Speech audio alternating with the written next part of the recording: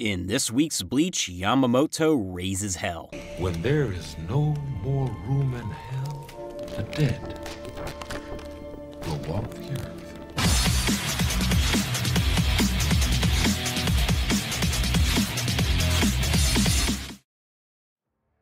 What is up, everybody? Welcome back to my weekly episode reviews for Bleach's 1000-Year Blood War arc. Today we're looking at Episode 6, The Fire. We begin with Ishida by himself reading more of his grandfather's journal. He finds a page with a passage that states the Quincy were defeated by Shinigami 1,000 years ago after they attempted to invade Soul Society. It wasn't until 200 years ago that the surviving Quincy were exterminated. This page includes a drawing of a young, fiery Yamamoto, which helps us segue back to him rescuing Zaraki and preparing to fight Yuha. But what's this? A Sternritter ambush?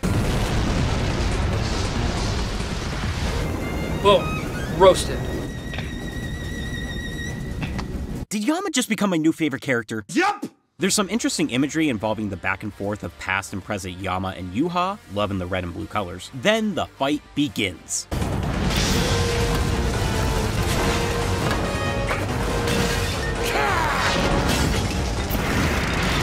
Yuha draws his sword. I thought Quincy's only used arrows. To the delight of Yama, who's now ready to crush his flesh, blood, and sword.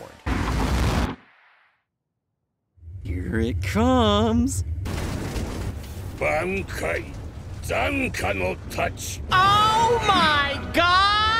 And so begins the unveiling of Yama's Bankai. This is Zanka no Tachi East, in which all of his flames are condensed into the tip of his blade. Single strikes cause a catastrophic amount of damage, including the breaking of Yuha's sword. Yama declares that he and the rest of the Quincy are nothing but corpses for his blade, transitioning to Zanka no Tachi West. Flames engulf his body with the heat of 15 million degrees, making him absolutely untouchable. That Yama, he's so hot right now. He basically starts to taunt Yuha about running away if he's so frightened. Wishing he had worn the brown pants today, Yuha puts up a special sanctuary that is the ultimate means of Quincy offense and defense, as it will tear their enemies to shreds. Yama's answer to this? Calling upon the dead to do his bidding through Zanka no Tachi South, of course.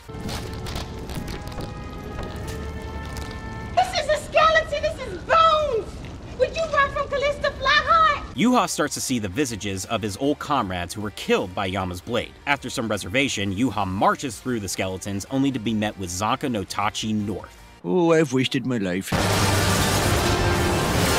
It looks like the Quincy King is dead, but as the rain falls, he apologizes for failing his majesty.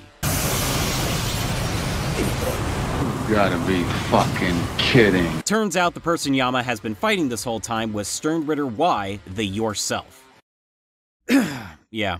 The real Yuha paid a visit to Aizen to have a little discussion. You know, it takes a lot of nerve to spend a beautiful evening with someone and then never call them again.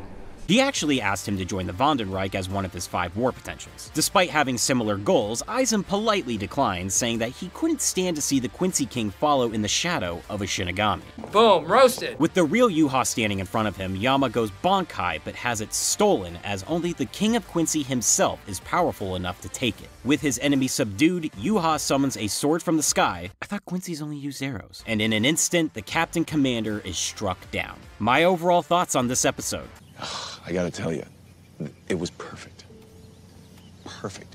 Everything, down to the last minute details. It really, really was. I am so happy that the animators did justice to this man's Bankai. It's such a monumental moment in the series, and they knew it. Adding extra moments of Yama and Yuha fighting are amazing, giving the manga audience more bang for their buck with the action. The shot of the flames just suddenly disappearing as it's activated is jarringly satisfying as we see the sweltering toll it takes on the entirety of Soul Society. Then there's Zanka no Tachi West, where you see the ground melt around his feet and almost feel the heat his flames are emitting. And while I assume CG was used for most of it, Zanka no Tachi South was a nightmare come true. If you somehow weren't aware by now, I'm a huge horror fan, so this scene always stuck out to me in the manga. Getting to finally see the reanimated corpses descend upon Yuha and protect Yama was done as well as I imagined it could be. Finally, the devastation that Zanka no Tachi North causes is chef's kiss. Then that downpour after all appears to be said and done sets up the perfect atmosphere for the twist that's about to transpire. I may be willing to go as far as to say this may be the best animated fight in the series. It looks and sometimes feels real while that godly soundtrack plays in the background. Even Yama's voice actor nailed his attitudes of calmness, rage, vengeance,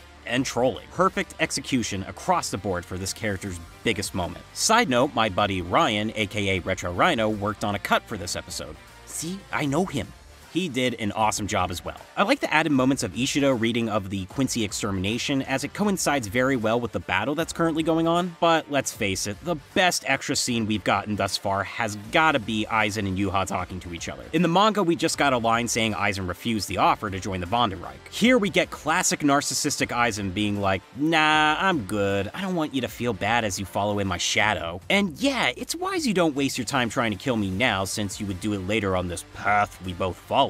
Love this dude so much. A troll that can back up his trash talk. Last thing I'll mention is that I can see people being pissed and saying this epic fight means nothing because it was a copy of Yuha and not the real thing. This reveal did bug me when I read it because the rules behind Sternritter Y don't seem to match up that he could beat Zaraki and maintain himself against Yama. I wouldn't fully agree and say that the twist ruins the whole thing because it was obviously amazing to watch. It also works as a gut punch to what should be a triumphant moment. Doesn't make it less aggravating that the real Yuha and Yama don't have time to have even a small fight. I haven't been rating episodes, but if I were, I'd still give this one a solid 5 out of 5. I can have my issues with Royd Lloyd, but also acknowledge that this is an achievement for Bleach. Beautiful animation, an epic fight, awesome soundtrack, wonderful Aizen scene, and one hell of a blow at the end. But let me know what you guys think. Where would you say this stands against other fights in Bleach, and does the twist reveal anger you? Favorite comments will be featured in the next review. Here are last week's winners.